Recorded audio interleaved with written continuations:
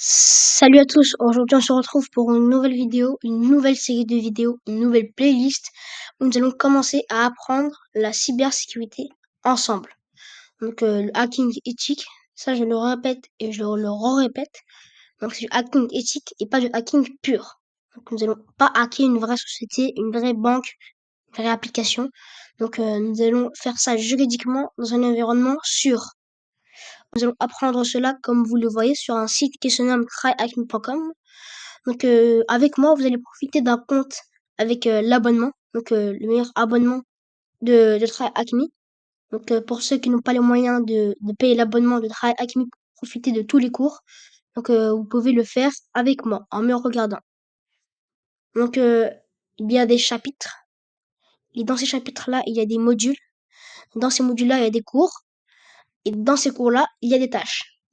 Dans le premier chapitre, nous sommes dans nous allons commencer à la pré-security. Donc là où nous allons commencer à avoir toutes les bases de l'apprentissage, du hacking éthique. Ensuite, nous sommes dans le module Introduction à la cybersécurité.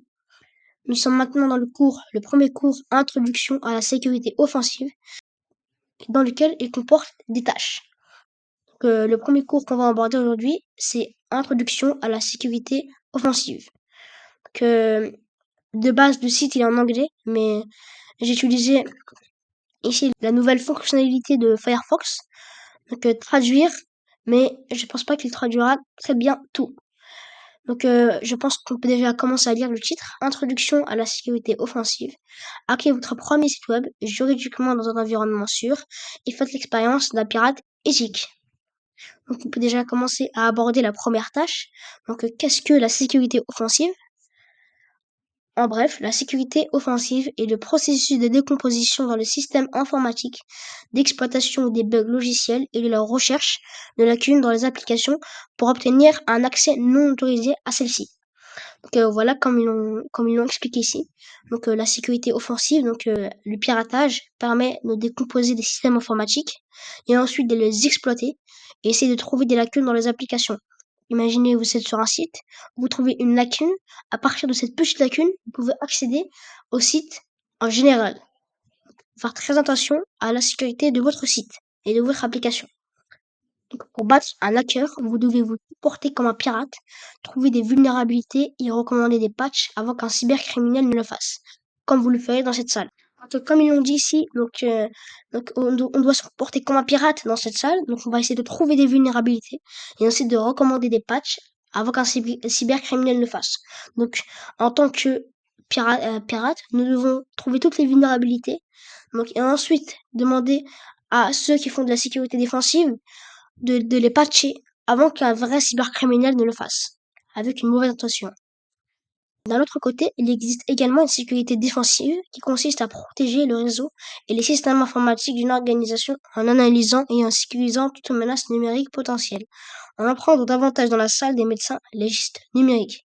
Donc là, je pense qu'il y a une erreur aussi de traduction. Donc dans la salle de la sécurité défensive, nous allons en apprendre davantage.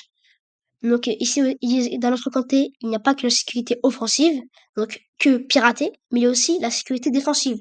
Donc vous travaillez dans la cybersécurité, vous sécurisez toutes les lacunes qu'il peut avoir dans une application. Donc ce métier existe vraiment, qui consiste à protéger le réseau et les systèmes informatiques d'une organisation en analysant et en sécurisant toute menace numérique potentielle. Donc voilà, vous êtes à votre place, vous travaillez dans la sécurité défensive. Donc votre métier consiste à protéger tous les réseaux, tous les systèmes informatiques de l'application pour qu'il n'y ait aucune lacune. Voilà, donc dans un rôle cybernétique défensif, vous pourriez étudier les ordinateurs ou les appareils infectés pour comprendre comment ils ont été piratés, traquer les cybercriminels ou surveiller l'infrastructure pour détecter les actions malveillantes. Comme ils l'ont dit ici dans cette phrase, donc en tant que cybernétique défensif, en tant que personne travaillant en cybersécurité défensive, donc chaque PC qui a été infecté, vous pourrez savoir ensuite comment il a été piraté et ensuite régler ses problèmes. Donc c'est un monde assez différent de la sécurité offensive, mais qui se rejoignent. Maintenant, nous passons aux questions et répondre aux questions ci-dessous. Laquelle des options suivantes représente mieux le processus dans lequel vous simulez les actions d'un pirate informatique pour trouver des vulnérabilités dans un système? Donc ici, vous êtes à votre place, vous voulez simuler des actions d'un pirate informatique pour ensuite trouver des vulnérabilités dans un système. Est-ce que vous êtes une personne qui travaille dans la sécurité défensive ou une personne qui travaille dans la sécurité offensive? À vous de répondre.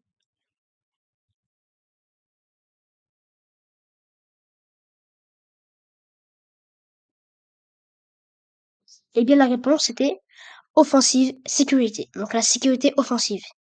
Que, comme nous l'a dit auparavant, donc, une personne travaillant dans la sécurité offensive, donc un pirate, donc permettra de simuler les actions d'un pirate informatique. Donc, il va simuler, il va ensuite trouver des vulnérabilités dans le système, il va essayer ensuite de les exploiter pour ensuite informer des personnes travaillant dans la cybersécurité défensive de résoudre les problèmes, donc résoudre les lacunes qu'il y a dans l'application. Voilà tout pour cette première vidéo. Donc je vous dis à la prochaine fois pour la deuxième et la troisième tâche. Et salut!